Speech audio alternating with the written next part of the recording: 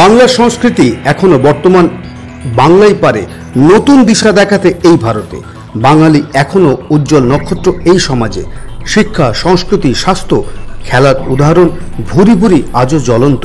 একদিকে ভারতবাসী, অন্যদিকে দেশ মাতৃকার প্রতিচ্ছবি দেশ জুড়ে এই বাঙালির আবহে। আজ 27শে জুলাই বাংলার মাটিতে মোহনবাগান দিবসের সন্ধিক্ষণ।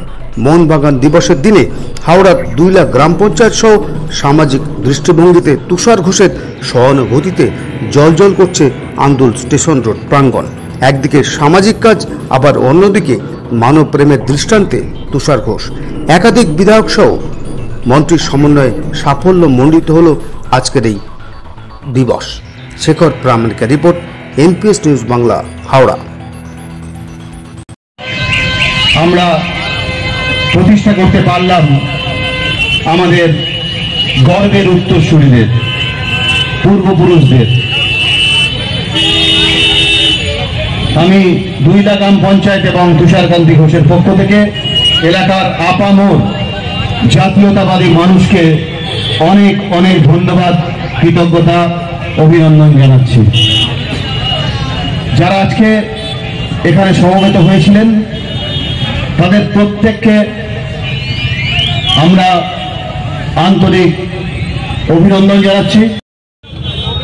গতকালকে যদি কোনো কাগজ পড়ে থাকেন, আইএসএল নিয়ে চুক্তি জট কাটতে চলেছে খুব শীঘ্রই, সেটা অল ইন্ডিয়া ফুটবল ফেডারেশনের প্রেসিডেন্ট ক্লিয়ার করে দিয়েছে।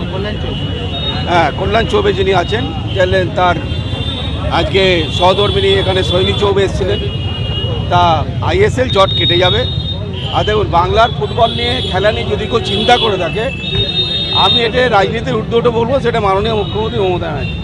কেন আপনারা দেখেছেন সন্তোষ ট্রফিতে বাংলা জেতার পর একসাথে 22 জনকে চাকরি করে দিয়েছেন। তিনি চিন্তা করেছেন যে মোহনবাগানের এই বাংলার যারা প্লেয়ার তাদের চাকরি দিতে হবে। সন্তোষ ট্রফি জয় হয়েছিল 2025 সালে জেতার পর 22 জনকে একইভাবে পুলিশে চাকরি করে দিয়েছেন মাননীয় মুখ্যমন্ত্রী মমতা, যিনি খেলাধুলা নিয়ে চিন্তা ভাবনা করেন। এবং আগের থেকে আমরা খেলাধুলা অনেকটাই এগিয়ে গেছি এবং মোহনবাগান আইএসএল সেরা হয়েছিল, চ্যাম্পিয়ন হয়েছিল। আশা করবো এবার ডুরান্ড ডার্বি আছে সামনে এবং আইএসএল নিশ্চয়ই শুরু হয়ে যাবে। আপনারা ভরসা রাখতে পারেন, যারা ফুটবল প্রেমী মানুষ, যারা ক্রীড়াপ্রেমী মানুষ, তারা আইএসএল খেলা দেখতে পাবেন।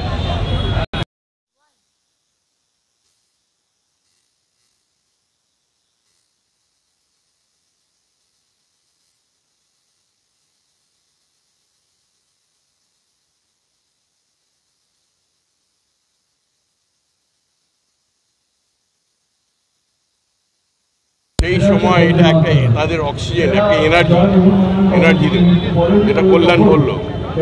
এবং সেই কারণেই এটা মোহনবাগান ক্লাবে দেবাশিস দত্ত যখন মোহনবাগান ক্লাবের সেক্রেটারি ছিল তখন করেছিল মোহনবাগান মাঠে, এবং দ্বিতীয় হাওড়াতে হলো। এটা হাওড়া দেখালো, পথ দেখালো, এবং এরপরে জেলায় জেলায় হবে। তা সুতরাং এটা একটা ইতিহাস, সারা বাংলার মানুষ দেখবে। এই 1911 সালের একাদশকে, মোহনবাগান একাদশকে, এটা আমাদের কাছে ঐতিহ্য। শুধুমাত্র দক্ষিণ হাওড়া নয়, হাওড়া জেলায় ইতিহাসেই প্রথম যে মোহনবাগান অমর একাদশ এখানে আজকে স্থাপন হলো। আমরা দীর্ঘদিন ধরেই আমরা ভাবছি, মাথায় পরিকল্পনা করছি যে এটাকে একটা তৈরি করব এইরকম জায়গায়। তার কারণ আমরা দেখেছি যে আমরা অনেক কিছু, আমাদের মন্দির আছে, মসজিদ আছে, সব কিছু আছে, কিন্তু অনেক মনীষীদের, ঋষিদের ছবি আছে, স্বাধীনতা সংগ্রামীদের আমাদের মূর্তি বসেছে, কিন্তু আমরা দেখি যে আমাদের যে মোহনবাগান একাদশ প্রথম সারা ভারতবর্ষের মানুষকে জিততে শিখিয়েছিল ব্রিটিশদের বিরুদ্ধে। আমাদের বহু স্বাধীনতা সংগ্রামীরা লড়াই করেছে, তারাও উদ্বুদ্ধ হয়েছিল, সারা ভারতবর্ষের মানুষ উদ্বুদ্ধ হয়েছিল এই 11 জনের লড়াই দেখে, লড়াই সংগ্রাম দেখে, যে একটা বুট পড়া ইংরেজদেরকে সেই মাঠেতে একটা খালি পায়ে আমাদের ভারতীয়রা হারাতে পারে, এই প্রথম দেখিয়েছিল এই 11 জন বীর মোহনবাগানের সৈনিক। তো তাদের মূর্তি এখানে আজকে স্থাপন করতে পেরে শুধুমাত্র আমরা নয়, আমরা হাওড়াবাসী গর্বিত যে এনাদেরকে আমরা আমাদের এখানে হাওড়াতে মূর্তি প্রতিষ্ঠার মধ্য দিয়ে আমাদের বর্তমান প্রজন্ম এবং ভবিষ্যৎ প্রজন্ম এদের লড়াই, এদের সংগ্রামের ইতিহাস তাদের কাছে চিরস্মরণীয় হয়ে থাকে। আমি কোনো রাজনীতিতে যাব না, রাজনীতি করার জায়গায়, আর মোহনবাগান সব রাজনীতির ঊর্ধ্বে, এটাকে মনে রাখবে। মোহনবাগান সমস্ত রাজনীতির ঊর্ধ্বে, দল মত ধর্ম বর্ণ নির্বিশেষে আমরা যারা মোহনবাগান প্রেমী মানুষ আছি তারা প্রত্যেকে আমরা শুধুমাত্র মোহনবাগান প্রেমী। আমাদের এই বাঙালি একাদশ দেখিয়েছিল যে ব্রিটিশদের বিরুদ্ধে কীভাবে লড়াই করতে হয়। আমরা ভারতীয় হিসাবে সেদিনকে গর্ববোধ করেছিল যে না, বাঙালিরাই একমাত্র পারে।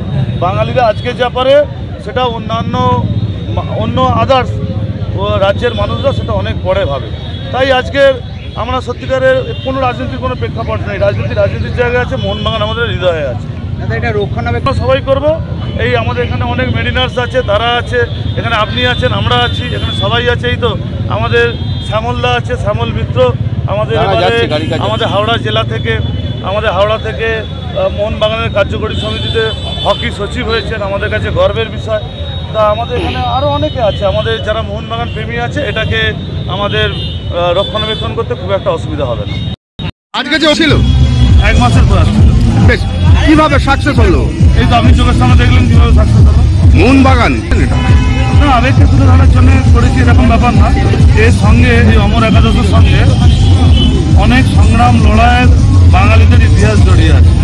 যে বাঙালিরা খালি পায়ে পড়া ইংরেজদের বিরুদ্ধে লড়াই করে প্রমাণ করে দিয়েছিল যে ভারতীয়রা পারে। বাংলা এবং বাঙালি ভারতীয়দের সেদিনকে পথ দেখিয়েছিল এবং ভারতবর্ষের স্বাধীনতা আন্দোলনকে অনুপ্রাণিত করেছিল। তাই বাঙালির অস্মিতাকে বজায় রাখবার জন্যে এবং বাঙালির সেই সত্তাকে আরও বেশি করে জাগিয়ে তোলার জন্যে এই মোহনবাগান একাদশ এখানে যাচ্ছে বলে ব্যাপারটা নয়। দেখুন, আপনাকে সময়ের সাথে তাল মিলিয়ে সবাই বুঝতে হবে। বুড়ো বয়স পর্যন্ত আপনি খেলেছেন, বিয়ে থা করেননি, হ্যাঁ, তা কী করে হবে? বাবা মাকে কে দেখবে? বুড়ো বয়স পর্যন্ত 50 বছর বয়স পর্যন্ত খেলে গেছে। যে মদনদা 60 বছর বয়স এখনও খেলে যাচ্ছে। আর এখনকার জীবন অনেক এগিয়ে গেছে, এমনকার ছেলেমেয়েরা পড়াশোনা করছে, তারা চাকরি বাকরি পাচ্ছে, 20-21 বছর বয়সে, 25-26 বছর বয়সে বিয়ে করে দিচ্ছে, তারপরে বাবা মাকে দেখছে না। তো সেটা আলাদা ব্যাপার, কিন্তু সব কিছুর দরকার আছে। খেলাধুলারও যেমন দরকার আছে, চাকরি বাকরিরও দরকার আছে। খেলাধুলা হারিয়ে যায়নি, হারিয়ে যেতে পারে না, সময়ের সাথে সাথে একটু নতুন করে আপগ্রেড হচ্ছে। তো সেটা পড়াশোনাও থাকছে, খেলাধুলাও থাকছে। তো এইটাকে দেখলে অন্তত এই পড়াশোনার ইঁদুর দৌড়ে যারা দৌড়চ্ছে তারা অন্তত ভাববে যে একটা ফুটবল নিয়ে মাঠে যায়। এটাই আমাদের সাফল্য, এটাই আমাদের আনন্দ আমাদের কাছে। খেলাকে আঁকড়ে রাখার জন্য কী আর বার্তা দেবো? সবাই মিলে খেলবে। হ্যাঁ, এইটুকুনি বলবো, সব দিক বিদিক শূন্য হয়ে খেলে না। বাবা মাকে দেখতে হবে, সংসার চালাতে হবে, কাজবাজও করতে হবে, খেলতেও হবে। শুধুমাত্র খেলার মাঠেই পড়ে রইলাম, কাজবাজ করলাম না, বাউন্ডুলে হয়ে ঘুরে বেড়ালাম, সেসবের কোনো মূল্য নেই, ওইসব খেলার কোনো মূল্য নেই। দিদিতে বলছেন হবে, আর তোমার হচ্ছে চাকরি বাকরিও করতে হবে, কাজকর্ম করতে হবে, বাবা মাকেও খেতে দিতে হবে, সংসার ধর্ম সব করতে হবে। দিদি তো বলছেন খেলা আবার শুরু হবে, এসব রাজনীতি।